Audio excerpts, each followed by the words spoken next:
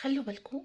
لما بيكون في ناس غالية علينا قوي وتيجي تشكلنا من مثلا حالهم، او بيشكلنا من حاجة هم متضايقين منها، احنا بالعاطفة بتاعتنا عشان احنا بنحبهم قوي، فتلاقينا متعاطفين معاهم قوي لدرجة اننا ممكن ان احنا نوصل لهم مشاعر ان احنا يعني